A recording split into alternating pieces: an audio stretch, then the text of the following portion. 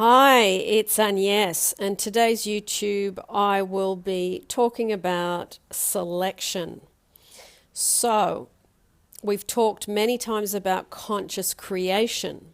So, you project something out, and then the law of attraction brings it back to you, and then you experience it in time in 3D life.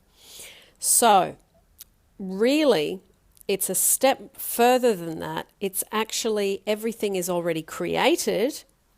Simultaneously, there are lots of different things to select, and you, through your focus, you select it and you put your intention on it, you put your focus on it, you put your feelings on it, you put your thoughts on it, and then that thing, through all those things that you do, become part of your life. Now, we do that daily with negative emotion, and we also do it when we're really excited about something. So, I'm going to give you an example of how this works. Okay. Now, it's like you've got a bookcase, lots of different books, and today you walk to the bookcase and you choose and select a book on blue cars. Okay. Now, on the bookshelf, there's another book on yellow cars, another book on red cars, another book on white cars, and on and on. But for today, you're interested in reading the book of blue cars.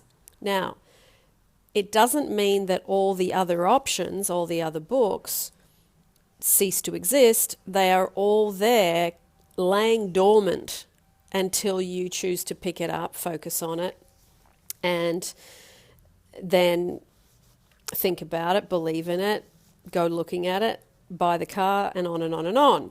Okay, so it is a focus and intention based universe. So you select through your focus, you select through your projection, and then the selection comes to you. So I'm going to explain it in terms of, because a lot of you have got relationship stuff going on, I'm going to explain it to you using that example now that you know the basics of it. So let's say two people, Sally and Bob, and Sally is perfectly happy in a relationship with Bob. So that is one of the selections. Sally is also, as another selection, totally happy on her own, doesn't know who Bob is.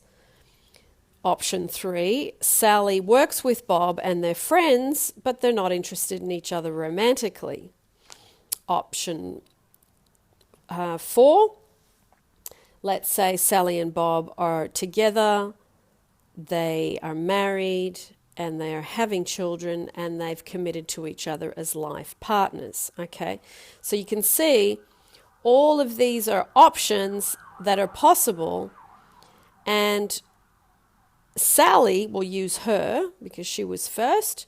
Sally chooses the option that she would like. Okay, so she goes and selects Sally and Bob together, married and having children. Okay, so she selects that one through her thought, through her belief, through her focus, through her projection, through her assumptions, and through her staying in that state on a daily basis until it manifests. Okay, so what I want to say is all those other options don't cease to exist because Sally and Bob have chosen that option. All the other options still stay there, kind of laying dormant is probably the best way I could put it, and they only get activated through attention and focus. Okay, so if you are, say, with somebody and you focused on it and you have manifested it, but then you see, say, one of the options is Bob is interested in another woman,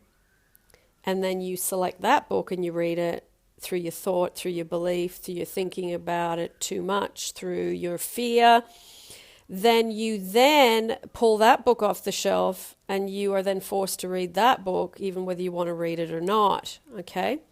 So remember that it doesn't blot out all the other options if you select Sally and Bob are together.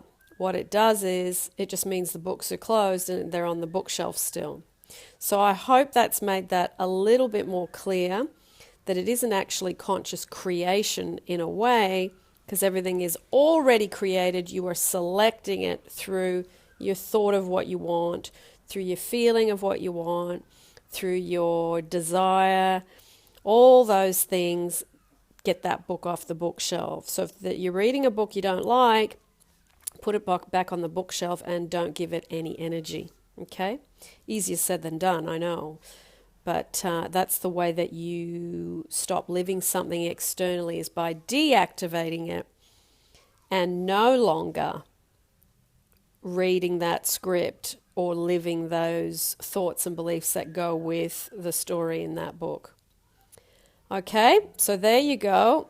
And yeah, I'm sure I'll see some comments in the threads about this one. It's been, I saw quite a few of you commented on it and emailed me about finding out a bit more about that, and it is fascinating. It really is. So yeah, and see, this is why we do the Neville Goddard Imagination Creates Reality, because this is how we select. We create a scene which is a solution, because really right at this point there is prior to getting something, there is an absence of something in your life. So instead of feeling and thinking about the absence of it and longing for it, what we've learnt to do with Neville Goddard's teachings is to hop into the solution through imagination of using, having, being around the thing that we want. So that's how we select the book, using Neville's teachings off the bookshelf. Okay, there we go. And enjoy selecting and enjoy not reading the books you don't want to read. And lots of love to you as always. Mwah!